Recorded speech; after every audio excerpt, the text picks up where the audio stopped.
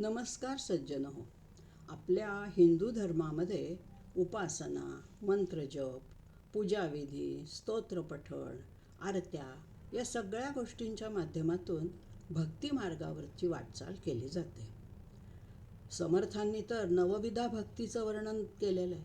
श्रवणम, कीर्तनम, स्मरणम, पादसेवनम, अर्चनम, वंदनम, दास्यम, सख्यम, आत्मनिवेदनम.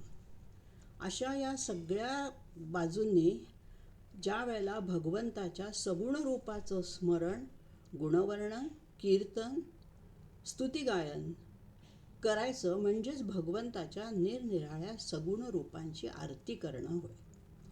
परमेश्वरी शक्तीला आळवणं, प्रसन्न करून घेणं आणि त्यासाठी त्या शक्तीची ज्याच्यामध्ये थोरवी वर्णन केली आहे, महती सांगितली आहे, अशा पदरचना श्रद्धेने आणि सात्विक प्रेमभावनेने निरांजनातील दिव्याच्या मंद ज्योतीच्या साक्षीने अहंकाराचा धूप जाळीत जाळीत संगीताच्या सुमधुर चालीत आणि ठेक्यात देवापुढे उच्च रवाने म्हणजे मोठ्याने म्हणणे म्हणजेच आरती करणे होय. पंचोपचार जेव्हा पूजा आपण करतो त्यावेळेला धूपदीप नैवेद्यानंतरचा हा एक आरती म्हणणे हा एक उपचार. आणि त्यामुळे काय होतं, मानवी मनाला प्रसन्नता, समाधान, मनःशांती ही प्राप्त होत असते. आणि हा खरं सांगू का, हा विषय वर्णन करण्याचा नाहीच आहे, हा प्रत्यक्ष अनुभव घेण्याचा विषय आहे. आर्त अंतःकरणाने आळवलेली ती आरती. आरती ओवाळताना त्या आर्त भक्ताची जणू भावसमाधीच लागते. ज्या देवतेची आरती तो म्हणतो त्यामध्ये त्या भक्ताचं मन रममाण होऊन जातं.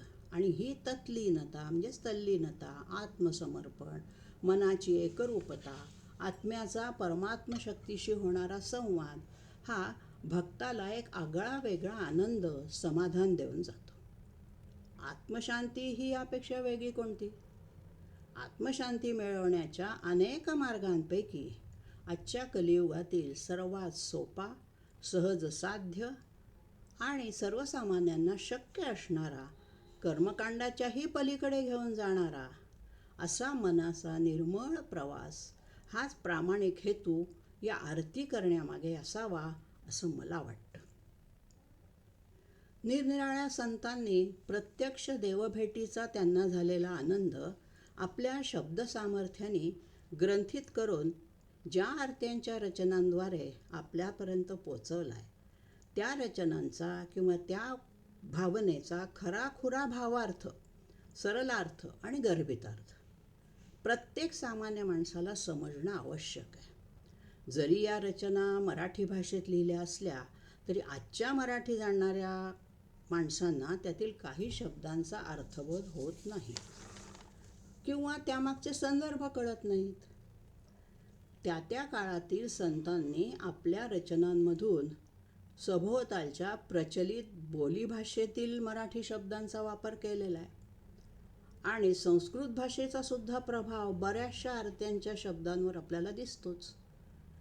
म्हणून आरती म्हणत असताना त्यातील प्रत्येक शब्दाचा अर्थ समजून उमजून त्या जर म्हटल्या तर आपल्या मनातील अष्टसात्विक भाव जागृत होतात. आता हे अष्टसात्विक भाव कोणचे? स्तंभ, स्वेद, रोमांच, स्वरभंग, वेपथू, वैवर्ण्य, अश्रू आणि प्रलय. याच्या खोलात न जाता याचा अर्थ एवढं लक्षात घ्या की आपण त्या भावनेशी भगवंताच्या जवळ जाण्याचा जो आपला प्रयत्न आहे त्याच्याशी एकरूप होतो. रती म्हणजे प्रेमभक्ती आणि आ हा त्याला उपसर्ग लागला आहे, म्हणजे भक्तीची परिसीमा यात गाठली जाते. भगवंताच्या सगुण उपासनेतील हा एक उपचार आहे. त्यावेळी भक्ताच्या सात्विकतेची पातळी हळूहळू वाढत जाते आणि तिचा उच्चबिंदू गाठताच सहजतेने अनन्य होऊन आपल्या जीवीचे आर्त प्रकट केले जाते. त्या आर्ततेमध्ये जीवाशिवाची भेट व्हावी, द्वैत संपून अद्वैतात जावे, सोप्या भाषेत म्हणजे आपल्या उपास्य देवतेचं दर्शन व्हावं आणि त्याच्या चरणी ठाव मिळावा, ही ओढ जी आहे ना ती निश्चितपणे जाणवते. अशा भावविभोर अवस्थेतला साधक जो असतो आरती करणारा, तो निरांजनाने, पंचारतीने, काकड्याने किंवा कापराने आपला जो या जणू काही आपला जीव किंवा पंचप्राण ओवाळून टाकत असतो. आणि म्हणून पूजेच्या उपचारामध्ये तो एकटा असतो. सुरुवातीला तो सगळी पूजा षोडशोपचार करतो आणि नंतर आरतीच्या वेळी मात्र तो सामूहिक होतो. म्हणजे काय, आपापल्या कामात गढलेला घरातला प्रत्येक जण आरतीच्या वेळेला तिथे उपस्थित होतो आणि घंटेच्या तालावर हाताने टाळ्या वाजवून उच्च स्वरात आरतीतील शब्दांशी एकरूप होतो. आणि म्हणून मनाचा ठेका धरून सामूहिक स्वरामध्ये उच्च रवाने मोठ्याने आरती म्हटली जाते आणि त्या ध्वनिलहरींचा परिणाम आपल्या संपूर्ण वातावरणावरती निश्चितच होतो. पहाटेची काकड आरती, त्यानंतरची मध्यान्ह आरती, त्यानंतरची सायंकाळची धूप आरती, रात्रीची शेज आरती, अशा आरत्यांचे अनेक सोहळे अवर्णनीय आहेत. अनेक मंदिरांमध्ये समष्टी कल्याणार्थ म्हणजेच समाजाच्या कल्याणासाठी हे सगळे विधी नित्यनियमाने केले जातात. आणि म्हणूनच पुढच्या पिढीला आरती म्हणजे काय हे आपल्याला सांगितलं पाहिजे. आणि याच उद्देशाने माझ्या अल्पमतीला या विविध आरत्यांचा जेवढा अर्थ उमगला समजला त्यानुसार परमेश्वर भक्तांसाठी तो अर्थ सोप्या सरळ मराठी भाषेत सांगण्याचा माझा एक अल्पसा प्रयत्न आहे.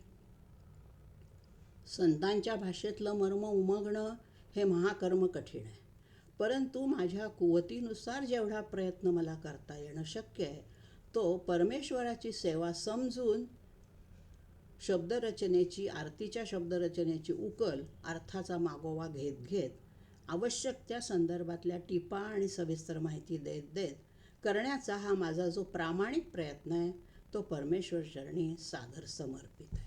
आता ह्या सगळ्या आरत्यांमध्ये सुरुवात करायची झाली की आपल्याला आधीच आठवतं तो गजानन गणपती. आपल्या धार्मिक परंपरेनुसारच कोणत्याही शुभकार्याची सुरुवात ही अर्थात गणेशाच्या पूजनाने आणि आरतीने केली जाते. आता या विघ्नहर्त्याने आपले कार्य निर्विघ्नपणे पार पाडावे हा त्यामागचा हेतू. आणि त्यानुसार सर्वात प्रथम गणपतीची सर्वांना ठाऊक असणारी आरती म्हणजे समर्थ रामदासांनी रचलेली सुखकर्ता दुःखहर्ता ही आरती. अष्टविनायकातील गणपतीचं जे आद्यस्थान मोरगाव या पवित्र क्षेत्री समर्थ रामदास ज्या वेळेला दर्शनासाठी गेले होते आणि त्यावेळेला मोरगावच्या मयुरेश्वरासमोर हात जोडून उभे होते, त्यांना ही आरती त्यावेळेला स्फुरली. मूळ आरती बरीच मोठी आहे, अनेक कडवी आहेत त्यात, परंतु आपण संपूर्ण आरतीतील केवळ 3च कडवी दररोजच्या याच्यामध्ये म्हणतो. किंबहुना लोकांना हेही माहीत नाही की यात आणखीन काही कडवी आहेत. महाराष्ट्रात किंबहुना जगाच्या पाठीवर जिथे जिथे मराठी माणसं आहेत, लोक राहतात, तेथे ही आरती प्रामुख्याने म्हटली जाते. गणपतीची आरती म्हणलं की सुखकर्ता दुःखहर्ता हे समीकरणच जणू झालेलं आहे. आणि या आरतीच्या संदर्भामध्ये आणखीन एक दंतकथा आहे. ज्यावेळेला छत्रपती शिवाजी महाराज आणि अफजल खान यांची भेट प्रतापगडाच्या पायथ्याशी होणार होती, त्यावेळी समर्थ रामदासांना शिवाजी महाराजांची थोडीशी काळजी वाटू लागली होती. शिवबांवर आलेलं हे गंडांतर टाळण्यासाठी समर्थांनी विघ्नहर्त्या गणेशाची मूर्ती पाण्यात बुडवून ठेवली होती आणि येणाऱ्या संकटापासून शिवबाचं रक्षण करावं अशी गणपतीची प्रार्थना करीत असतानाच त्यांना ही आरती स्फुरली असाही पुराणांमध्ये उल्लेख आहे. श्री गणेशाला वंदन करून समर्थ रामदास लिखित सुखकर्ता दुःखहर्ता या प्रसिद्ध लोकप्रिय आरतीचा अर्थ आपण आता समजावून घेऊया. पहिलीच त्याची जी ओळ आहे किंवा कडवं आहे, सुखकर्ता दुःखहर्ता वार्ता विघ्नाची, नुरवी पूर्वी प्रेम कृपा जयाची, सर्वांगी सुंदर उटिशेंदुराची, कंठी झळके माळ मुक्ता फळांची. मनुष्याच्या जीवनामध्ये सुख निर्माण करणारा सुखकर्ता, दुःखहर्ता आणि मनुष्याचं दुःख दूर करणारा, माणसाला दुःख नको असतं ते दूर करणारा आणि सुख हवं असतं म्हणून सुख निर्माण करणारा असा गणेश, तो भक्तांवर येणाऱ्या संकटांची म्हणजे विघ्नांची वार्ता नुरवी. विघ्नाची वार्ता नुरवी म्हणजे काय? पुढच्या ओळीतलं नुरवी शब्द विघ्नाची वार्ता याला जोडायचा. तेव्हा वार्ता विघ्नाची नुरवी म्हणजे त्या दुःखाची चाहूल देखील त्या भक्ताला लागू देत नाही, उरू देत नाही. म्हणजेच संकटांपासून भक्तांचं पूर्णपणे रक्षण करतो. आणि ज्याची कृपादृष्टी, पुरवी प्रेम कृपा जयाची. नुरवी आणि पुरवी हे वृत्तामध्ये म्हणून ते एकत्र आलेलं आहे, परंतु ते वार्ता विघ्नाची नुरवी आणि प्रेम पुरवी. कोणाची प्रेम पुरवी? जयाची कृपा. म्हणजे आपल्यावरती जर त्याची कृपादृष्टी मनुष्य मात्रांवर झाली तर ती सदैव राहो. आणि असा तो गणेश आमच्या भक्तांवर प्रेमाचा वर्षाव करो. पूर्वी प्रेम, आम्हाला प्रेम पुरवत राहो, तुझी कृपा आमच्यावर हो आणि त्या कृपेतून आम्ही प्रेमाचा अनुभव घेऊ, असा हा पहिल्या ओळीचा अर्थ आहे. त्यानंतरची दुसरी ओळ होते सर्वांगी सुंदर उटी शेंदुराची. ज्याच्या सर्वांगावर शेंदुराची उटी किंवा लेप लावलेला आहे. आता विज्ञानाच्या भाषेत शेंदूर म्हणजे शिस आणि ऑक्सिजन वायू यांच्या रासायनिक मिश्रणाने तयार होणारा एक जड पदार्थ आहे. आता गणेशाने सिंदुरासुराचा म्हणजे सिंदूर नावाच्या राक्षसाचा लढाईत पराभव केला, त्याला ठार केलं, तेव्हा त्याचं सर्वांग गणेशाचं सिंदुराने माखलं होतं आणि तेव्हापासून त्याची आठवण म्हणून गणपतीला शेंदुराची उटी लावली जाते, अशी पण त्या ठिकाणी कथा आहे. आणि ती त्याला प्रिय आहे शेंदुराची उटी. आणि म्हणून सर्वांगी सुंदर उटी शेंदुराची, कंठी झळके माळ मुक्ता फळाची. ज्याच्या गळ्यामध्ये मुक्ता फळांची म्हणजे सुंदर टपोऱ्या अशा ज्या काही मोत्यांच्या माळा असतात त्या त्याच्या गळ्यात शोभून दिसत आहेत. आणि अशा मांगल्याची मूर्ती असणाऱ्या देवा, आता आपण ध्रुवपदाकडे येतोय. जयदेव जयदेव जय मंगलमूर्ती, दर्शन मात्रे मन कामनापूर्ती. हे मांगल्याची मूर्ती असणाऱ्या देवा गणेशा, तुझ्या केवळ दर्शनानेच आमच्या मनःकामना इच्छा सगळ्या पूर्ण होतात आणि तुझा त्रिवार जय जयकार असो. त्रिवार जय जयकार करण्याची आपल्याकडे पद्धत आहे आणि म्हणून जयदेव जयदेव जय मंगलमूर्ती त्रिवार जय जयकार केलेला आहे. जय शब्द ध्रुवपदामध्ये 3 वेळा घेतलेला आहे आणि इथं हे ध्रुवपद आणि पहिलं कडवं संपतं. दुसऱ्या कडव्याकडे वळूया. रत्न खचित फरा तुझ गौरी कुमारा. आता हा गौरी कुमार म्हणजे पार्वती पुत्र आहे. हे गौरीच्या नंदना, पार्वतीच्या पुत्रा, तुझा फरा. आता या फरा शब्दाचे विद्वानांनी अनेक अर्थ लावलेले आहेत. फरा म्हणजे परशु नावाचं शस्त्र असाही एक अर्थ निघतो, किंवा फरा म्हणजे त्या गणेशाच्या खांद्यावरील रत्नजडित वस्त्र असाही अर्थ काही ठिकाणी लागतो. आणि म्हणून रत्नाने मढवलेला तुझा फरा सुशोभित केलेला जो आहे, अशा रत्नजडित धारदार परशुने गजाननाचा खांदा शोभिवंत झालेला आहे. असा रत्नखचित फरा तुझ गौरी कुमारा. गौरी कुमार म्हणजे गणेश. पुढची ओळ आहे चंदनाची उटी कुंकुम केशरा. हे गणराया, तू कुंकुम आणि केशर अशा युक्त चंदनाचा केशरी टिळा मस्तकावर लावलेला आहेस. आणखीन काय आहे? हिरे जडित मुकुट शोभतो बरा. तुझा जो मुकुट आहे हा हिरे जडित आहे, हिऱ्यांनी मढवलेला आहे. मानसपूजेमध्ये जसे सगळे उच्च उपचार गणेशासाठी किंवा आपल्या प्रिय देवतेसाठी मानले जातात, तसं इथे सुद्धा त्याचा फरा रत्नखचित आहे. त्याची जी अंगावरची उटी आहे ती सुद्धा चंदनाची आहे आणि मुकुट जो आहे तो हिऱ्यांनी मढवलेला आहे आणि तो तुझ्या डोक्यावरती शोभून दिसतोय. शोभतो बरा, खूप शोभून दिसतोय. आणखीन पुढे काय आहे? ऋणझुणती नूपुरे चरणी घागरिया. तुझ्या पायामध्ये घागऱ्यांमध्ये म्हणजेच पैंजणांमध्ये असणारे जे नूपुर आहेत, घुंगरू आहेत, ते ऋणझुण आवाज करतात, मंजूळ निवाद करतात. आणि म्हणून या मंजूळ निवादाला नूपुरे ऋणझुणती असं म्हटलेलं आहे. जसा भोंगा ऋणझुणतो तशी ही जी तुझ्या पायातली जी घुंगरू आहेत, ज्या वेळेला तू नृत्य करतोस त्यावेळेला ते घुंगरू पदरव तुझा जा असतो तो ऋणझुण असा मंजूळ निनाद आवाज आम्हाला मनाला प्रसन्न करतो. आणि पुन्हा मग ध्रुवपद येतो की अशा प्रकारे हे मंगलमूर्ती गणेशा देवा तुझा त्रिवार जय जयकार असो. केवळ तुझ्या दर्शनानेच आमच्या मनातल्या सगळ्या कामना इच्छा पूर्ण होतात. हे दुसरं कडवं संपलं. आता तिसऱ्या कडव्या वळ्या. लंबोदर पीतांबर फणीवर बंधन. लंबोदर आपल्याला गणेशाचं वर्णन माहीत आहे की ज्याचं उदर लंब आहे, मोठं आहे.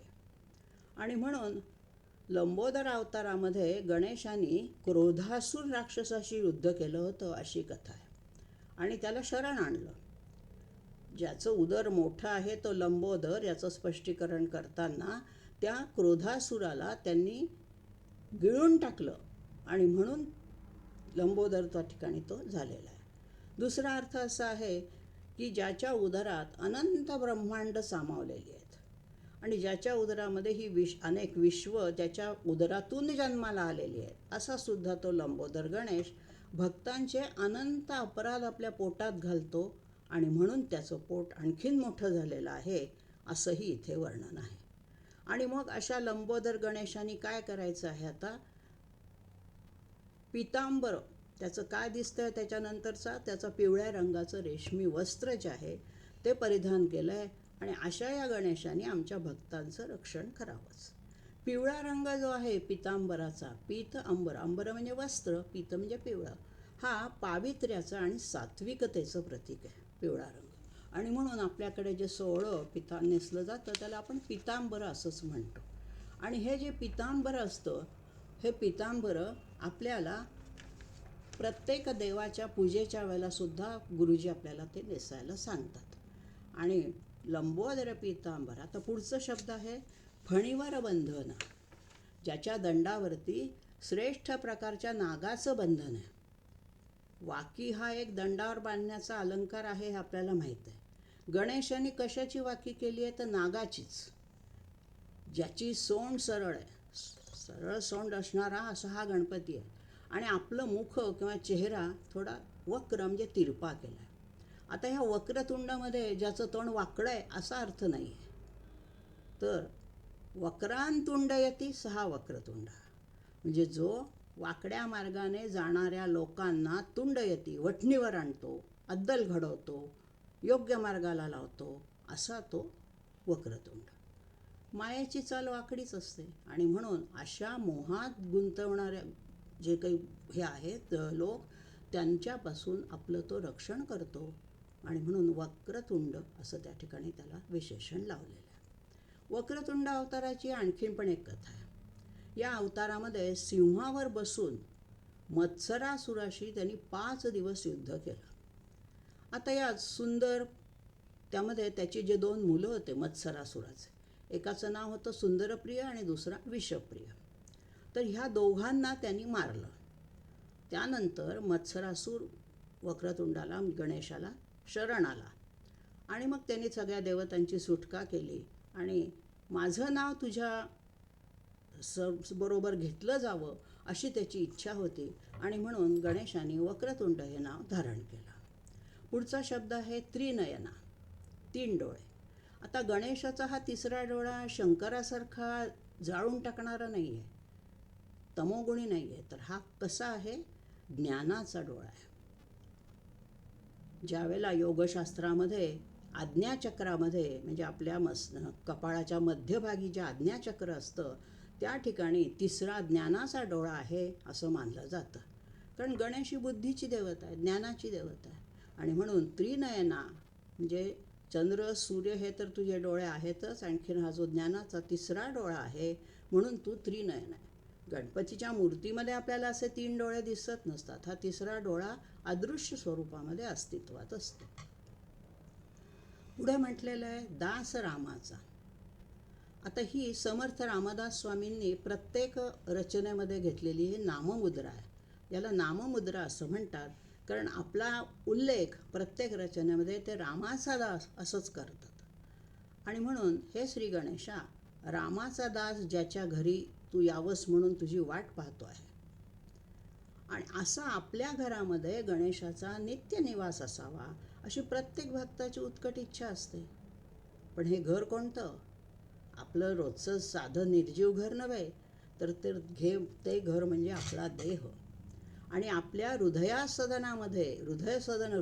आसनावरती, सिंहासनावरती, घरामध्ये, अंतरंगामध्ये गजाननाचं अधिष्ठान असावं अशी प्रत्येक भक्ताची इच्छा असते. आणि ती इच्छा समर्थ रामदास स्वामींनी या आरतीमध्ये व्यक्त केलेली आहे. आणि म्हणून दासरामाचा वाटपा हे सदना. सदना म्हणजे काय, फक्त घरामध्ये वाट पाहतोय असं नाही, तर आपल्या हृदय सदनामध्ये तो वाट पाहतोय. का वाट पाहतोय? तर त्याला भगवंताच्या भेटीची तळमळ लागली आहे. आणि म्हणून पिंडीतील आत्म्याने भान विसरून भगवंताच्या भेटीसाठी तळमळ व्यक्त करावी अशी भावदर्शक ओळ यामध्ये आलेली आहे. सगुणातून निर्गुणाकडे घेऊन जाणारी आणि आत्मनिवेदनातून परमेश्वरापाशी विलीन होण्याची तयारी असणारी ही ओळ म्हणजे दासरामाचा वाटपा हे सदना. केवढी आर्तता आहे, केवढी विभलता आहे की नाही, तू ये माझ्या देहामध्ये, तूच राहा. आणि म्हणून अशा प्रकारे सुरवरवंदना पुढचं त्याला विशेषण लावलेलं आहे. कसा आहे तो? तर सगळ्यात श्रेष्ठ देवांकडून वंदिला जातो. आणि म्हणून हे अशा सुरवरवंदना गणराया, आमच्यावर जर संकट आली तर तू आम्हाला प्रसन्न व्हावंस, आमचा सांभाळ करावास, आमची संकटाची तीव्रता कमी करावीस.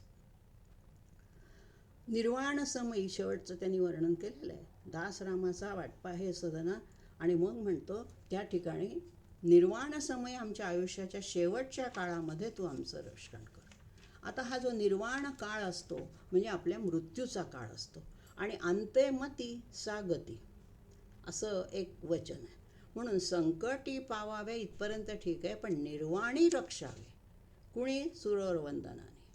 तर हा जो देवांना वर देणारा असा जो गणेश आहे, त्यांनी आमचं जो अंतिम क्षण आहे त्यावेळेला आमचं रक्षण करावं, आम्हाला तुझं स्मरण राहावं अशी बुद्धी दे.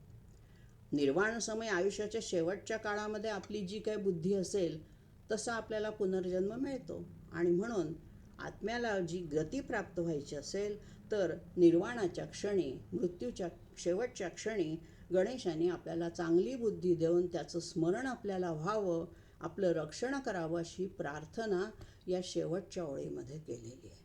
आणि ही गणेशाची आरती, ह्या गणेशाने जे काय काय धारण केलेलं आहे त्या सगळ्या त्याच्या विशेषणांसहित आपल्या मनाला अतिशय प्रसन्न करते. म्हणजे अगदी जन्मापासून मृत्यूपर्यंत तुझं सगळं आमचं रक्षण करण्याची जबाबदारी आहे.